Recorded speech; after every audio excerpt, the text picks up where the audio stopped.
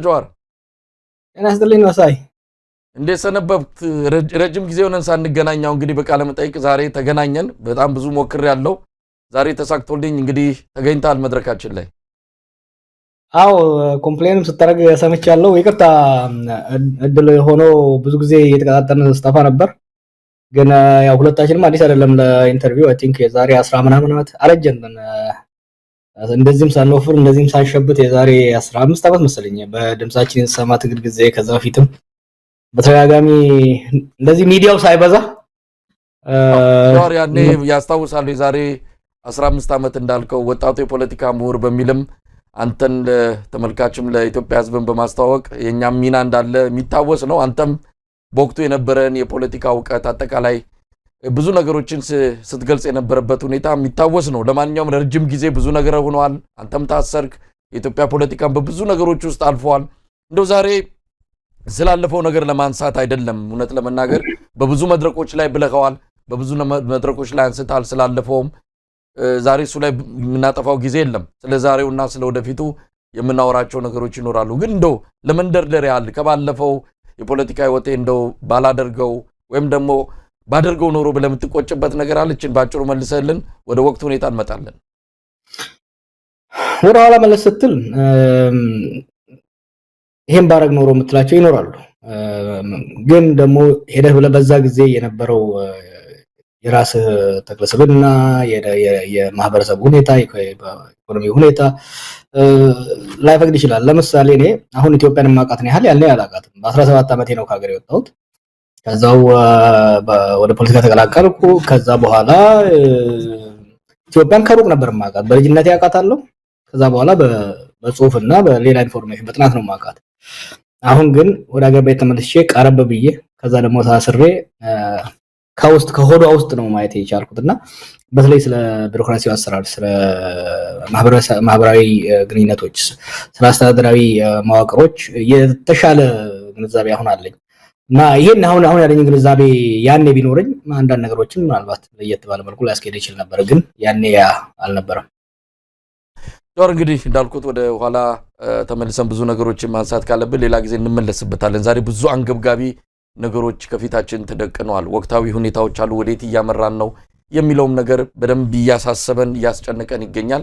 እናንተም በተለያዩ መድረኮች ስብስቦች እንደዚሁ ይህንን ነገር በመመልከት አንዳንድ እንቅስቃሴዎችን እያደረጋችሁ ነው ያላችሁት። እሱን በዝርዝር መጣበታለሁ። እንደው በጥቅል ምን ላይ ነው ያለ ነው? ከፖለቲካ ከኢኮኖሚ ከተለያዩ ነገሮች አንጻር አሁን ያለንበት ሁኔታ እንዴት ትገልጸዋለህ?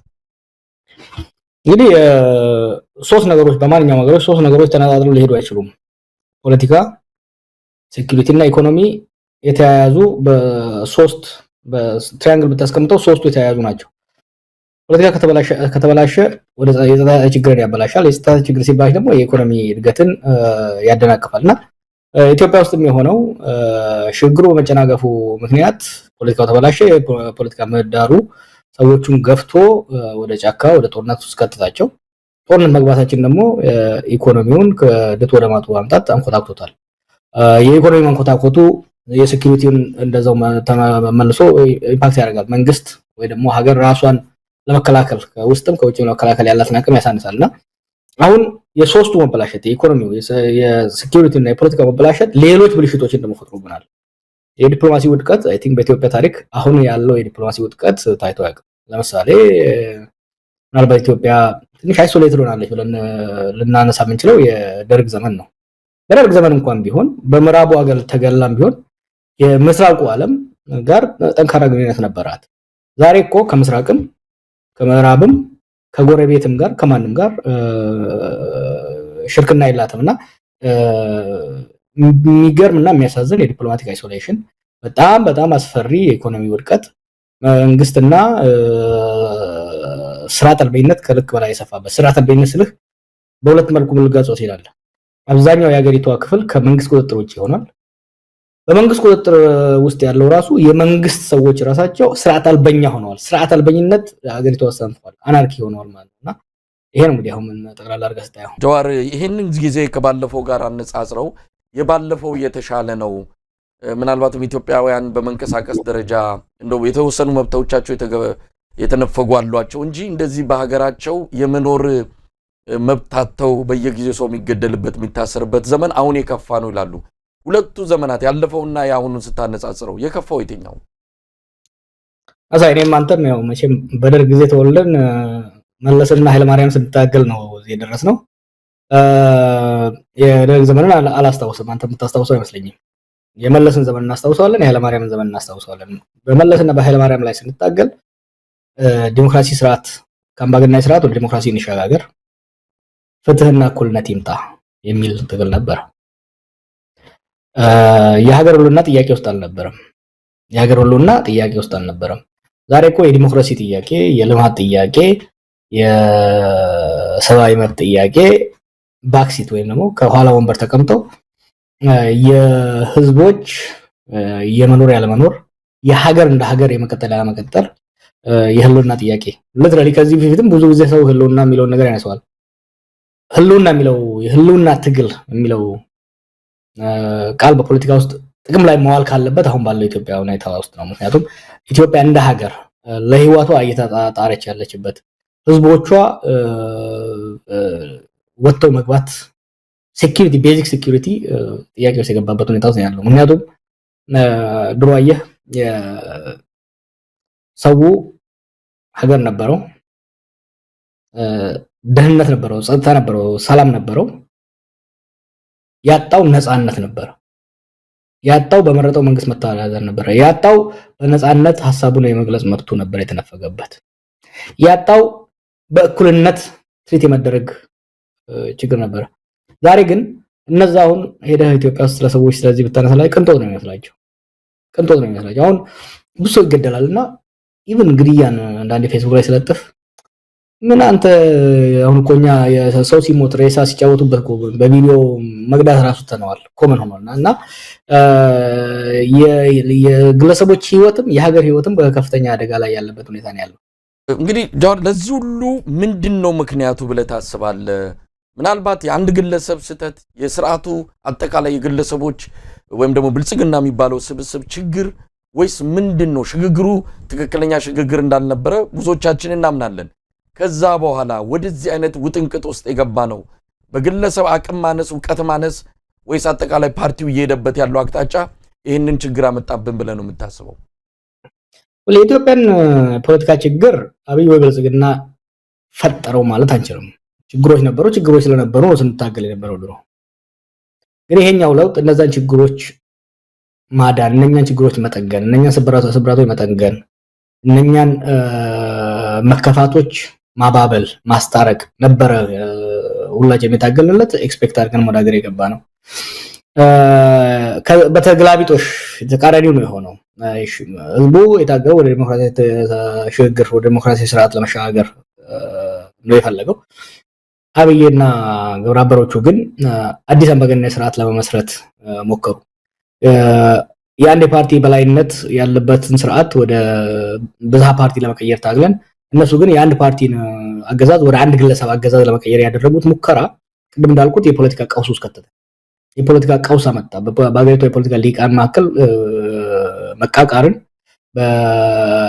አመጣ። መቃቃሩን በጉልበት ለማፈን ሄደ። በጉልበት ለማፈን ሲሄድ አንድ አምባገነን ወድቆ አዲስ አምባገነን ለመገንባት የመንግስታዊ አቅም ያስፈልጋል። የመንግስታዊ አቅም ነው የኢኮኖሚ አቅም፣ የወታደራዊ አቅም፣ የማህበራዊ መሰረት ሊኖር ይገባል።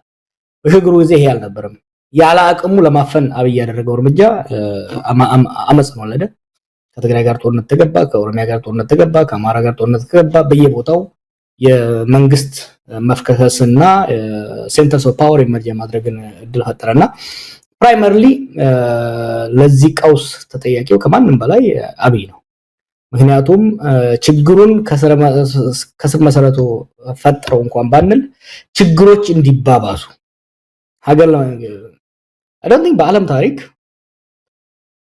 የነበረውን እድል፣ የነበረውን ድጋፍ፣ የነበረውን የህዝብ ፍቅርና ተስፋ በአጭር ጊዜ ውስጥ ከአፈር የደባለቀ ከአሸዋ የደባለቀ ሌላ መሪ ያለ አይመስለኝም ያበኛልና የሀገርንም እድል አጨናገፈ። አሁን እንግዲህ ራሱም ሀገርም ችግር ውስጥ ገባ።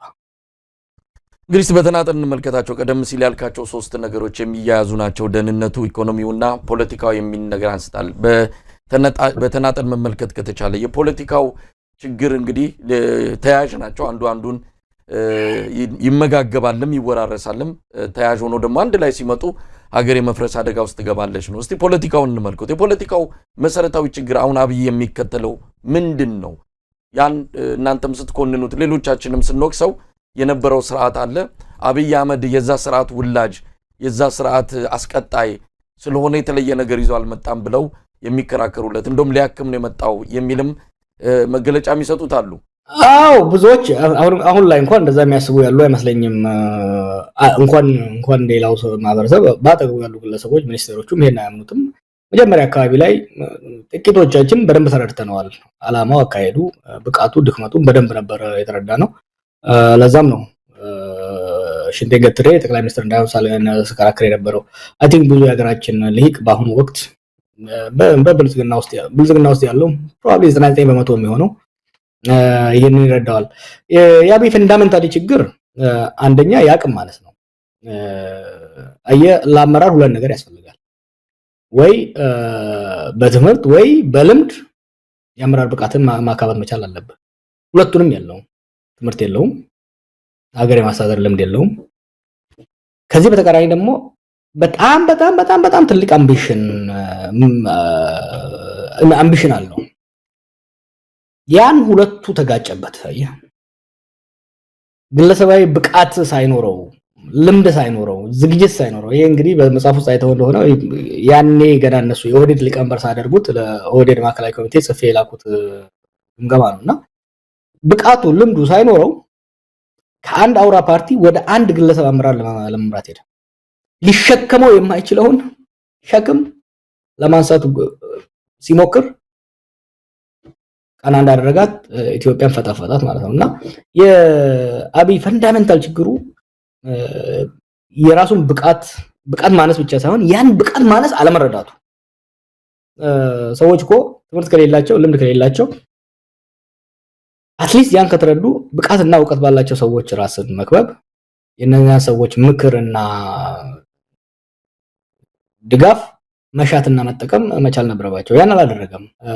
በጉድ ዊል ዘር ስንት ማአት ሰው ነው ከዚህ ከዳያስፖራ ከሀገር ውስጥ ተሰባስቦ እሱ የተረባረበው እሱ እንዲሳካለት ያን ሁሉ በትኖ በአሁኑ ወቅት ብቻውን እየተንገዳገደ ያለው። ምናልባት አሁንም ከዚሁ ከፖለቲካው ጋር ወጣ ብለን ደግሞ ደህንነቱን ስናይ አሁን መሰረታዊ የኢትዮጵያ ሕዝብ አንገብጋቢ ችግር ምናልባትም ሰላምና ዳቦ ጥያቄ ነው። በተለይ ሰላም ከምንም በላይ ዳቦውን እንኳን ሄዶ እንዳያበስል፣ እንዳይጋግር፣ እንዳያመርት ትልቁ ችግር የሆነው ሰላሙ ነው፣ ደህንነቱ ነው። አጠቃላይ ኢትዮጵያ በአሁኑ ሰዓት ማለት በሚቻል መልኩ ከ70 እስከ 75% በሚሆነው መልኩ የጸጥታ ችግር ያለባቸው አካባቢዎች ናቸው የሚበዙት። የደህንነቱ ችግር፣ የጸጥታው ችግር ከፖለቲካው ጋር ተያያዥ ቢሆንም ግን በተለየ ሁኔታ የሚጠቀስ ነገር አለ። በአሁኑ ጊዜ እንግዲህ የግለሰቦች ደህንነትም የማህበረሰብ ደህንነትም የሀገር ደህንነትም ነው አደጋ ላይ ወድቀው ሰዎች እንደ ግለሰብ ወጥተው መግባት በሀብታቸው ላይ የማዘዝ በሀብታቸው ላይ ባለቤት ሆነው የመቆየት መብት የላቸውም። ሰዎች እንደቃ እየታፈኑ የሚሸጡበት ንብረታቸው በመንግስትም ከመንግስት ውጭ ያሉ ኃይሎችን በፈለገው ጊዜ የሚቀራመቱበት የሚዘረፉበት ሁኔታ በግለሰብ ደረጃ ስትወስድ፣ በማህበረሰብ ደረጃ ስትወስድ ህዝቦች፣ ቡድኖች በማንነታቸው የሚጠቁበት፣ የሚፈናቀሉበት፣ የሚፈጁበት ሁኔታ የተፈጠረው ህዝቦችን፣ የተለያዩ ብሔሮችን፣ የተለያዩ ጎሳዎችን፣ የሃይማኖት ቡድኖችን መንግስት ሆነ ብሎ የሚያጋጭ